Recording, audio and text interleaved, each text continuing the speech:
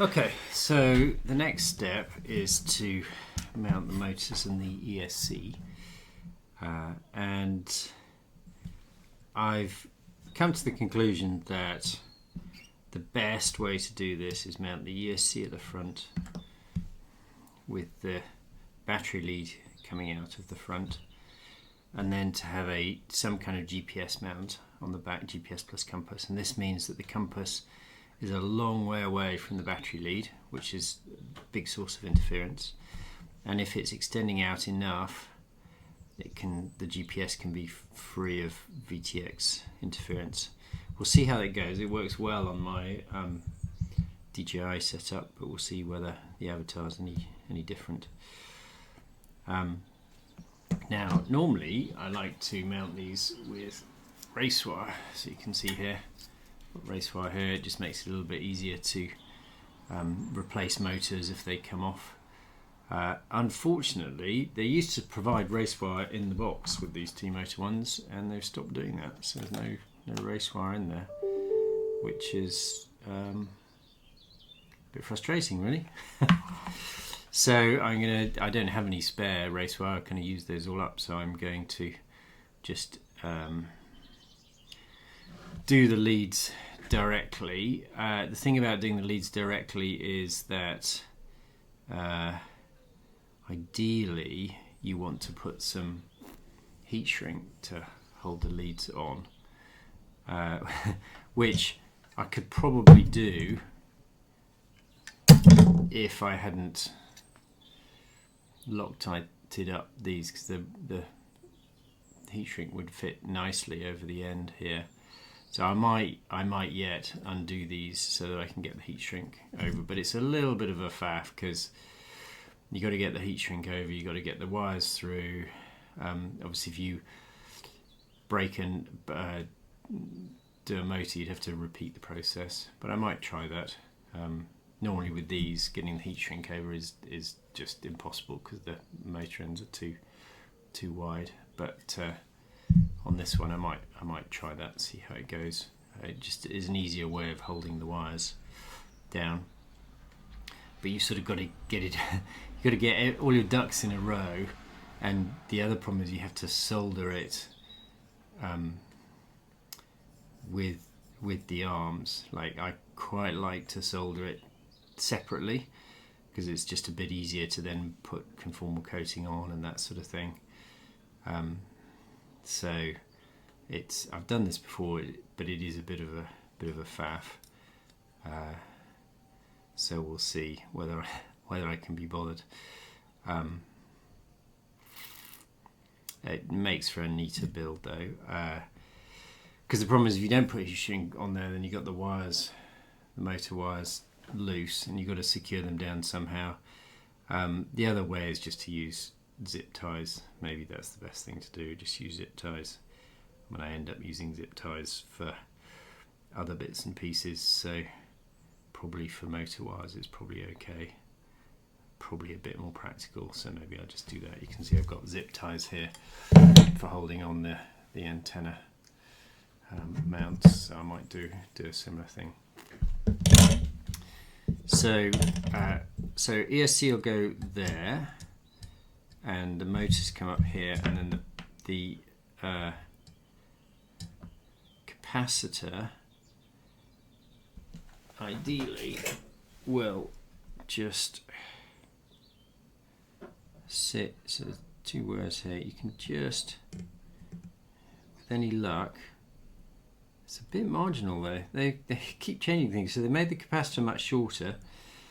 The problem then is that the nice thing about the longer capacitor wires is that you can see here I suppose I'll put it in there. The capacitor can kind of sit in the gap here. So maybe that's all right. I'll just copy what I've done there. I don't know whether you can see that, but it's sort of a nice place for the capacitor to sit in the gap. And then quite a short motor wire here. I'll probably take the length off that. So capacitor there. The other thing I notice which isn't a problem on the marmot frame, is these countersunk, or not countersunk, nuts on the end that hold the legs in place. They lose you a couple of mil, and on these frames the vertical space is very tight, so hopefully it'll be okay. They are metal. This is a carbon fibre frame, so I don't really want arcing or anything like that, so I might paint some conformal coating on top just to make sure they're fully insulated, and it should be okay. But it's like, often I've mounted these upside down because of they used to have an LED, which they don't have anymore. So we'll see. I'll mount them the right way up this time, and hopefully it'll all fit, but it looks a bit sketchy. So first thing is to do this. This requires a big fat old soldering iron that I got, lots of heat. Don't want to do that anywhere near sensitive electrical components, so that's the first thing I do.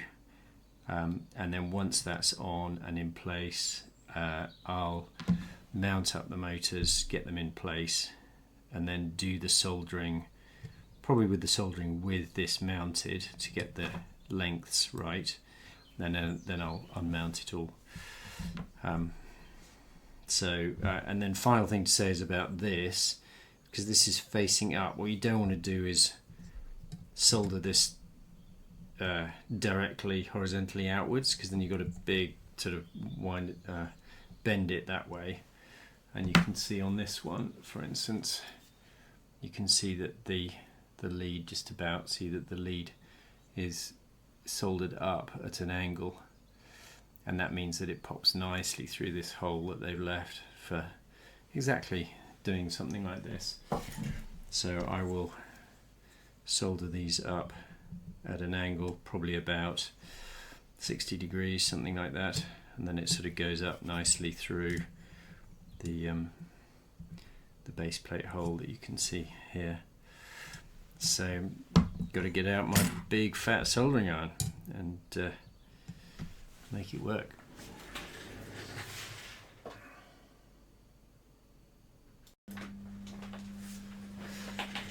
Okay, so got my monster soldering iron here, which is very, very hot, and this is a car soldering iron for soldering battery leads. Only costs like 12 quid on Amazon. And then I've got my other smaller one going as well, just because I am going to find my solder. This will do for now. I'm gonna do the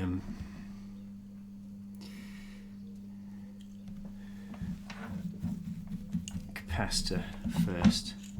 So put a bit of solder on there.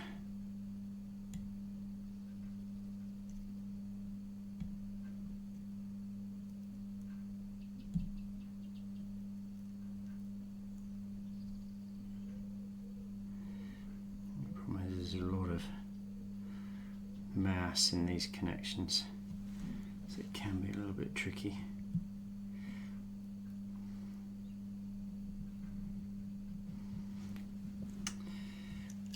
Just unclip that so I can get it a bit easier.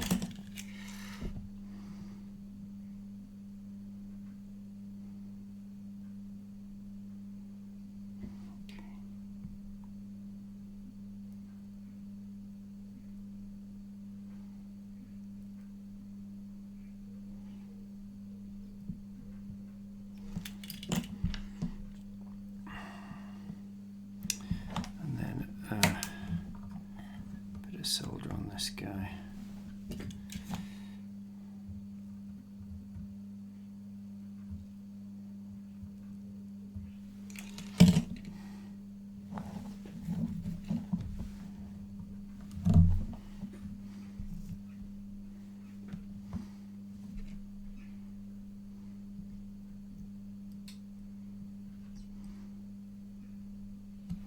So that goes quite easily. Plus side always goes a bit more easily. negative side.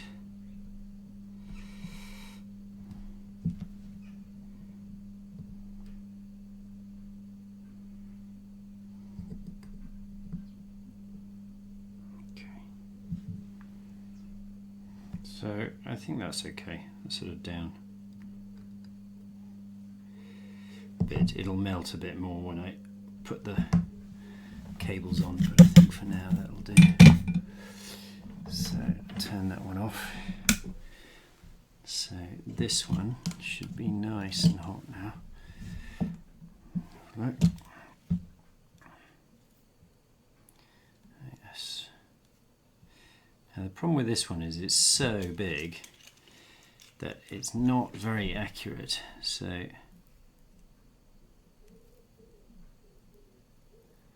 put a bit of solder on the end there.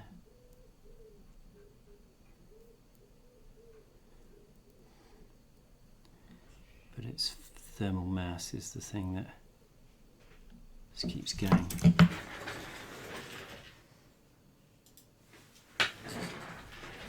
Okay, so I've got a bit of solder on there, a bit more.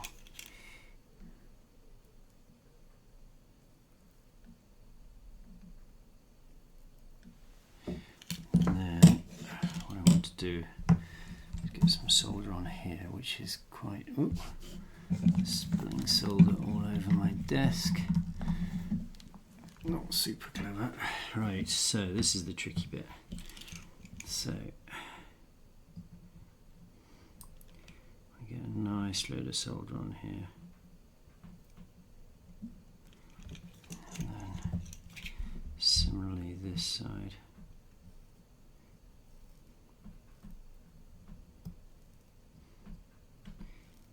One of the problems is that the solder can get flow so easily that it ends up dripping onto the bottom. So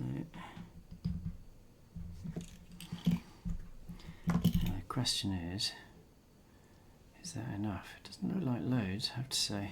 Do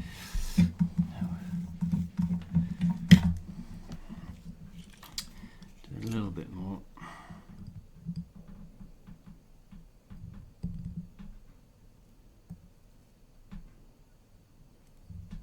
That's better. It's a big old blob. Running out of solder here. That's a big old blob. Right, so what I'm trying to do is get these at about 60 degrees if I can, something like that, and I want it to really flow nicely. I want it to get really hot.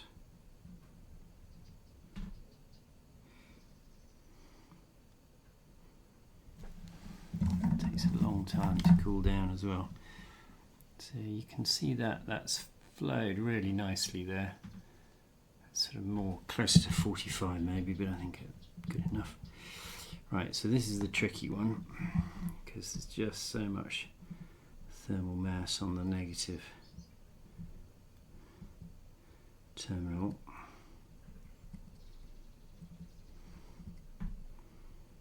Chances of me burning myself are quite high.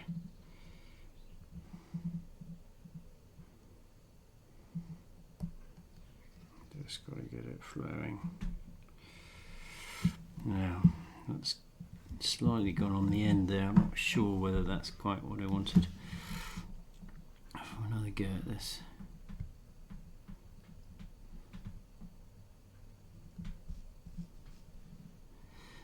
Okay, on the top there.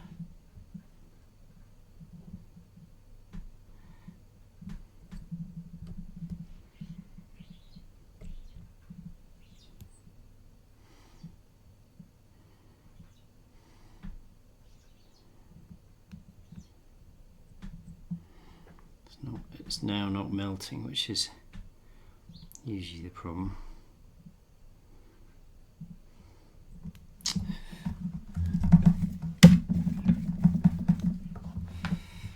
Okay, let's try again.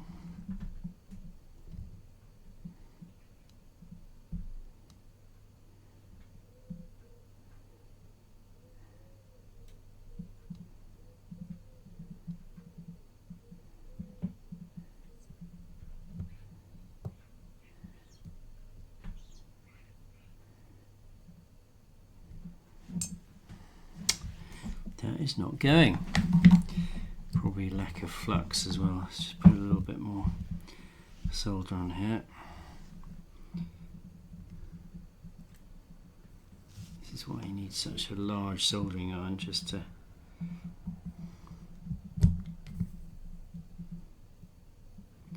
okay, that's going now. There we go. Ah, I think I'm going to have to get this wedged in place so that I can get to it easily. So one will go here. So use this guy. It's a bit hot. Okay, so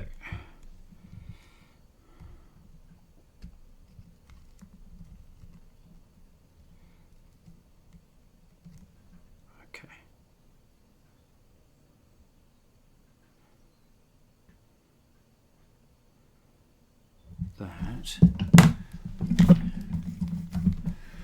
might be done.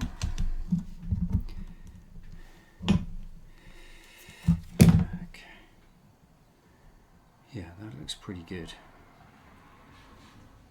This is really hot now, so hopefully I haven't reflowed any of the other joints. But you can see there it's a pretty clean solder joint there.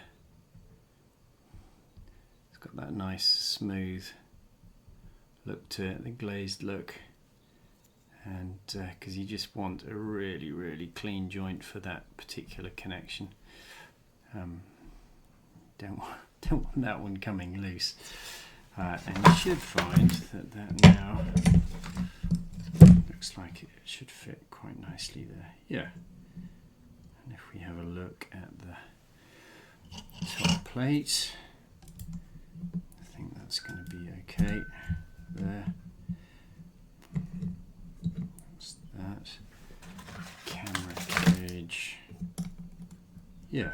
Okay. So there's a little bit of, a little bit of flex there, but it's sort of coming out roughly. I probably could have done it at a slightly different angle, but I think that's fine. The one thing is you don't want it too close to the flight controller, because then you can get other problems with vibration transmission. So I think in the grand scheme of ESC solder connections, that is really not too bad. So what I'm going to do next, apart from turn off my soldering iron, is, so I'll mount this. I'll put some mounting pillars in this, and then what I'm going to do is dry mount all the motors so that I can run the cables where I want them to go.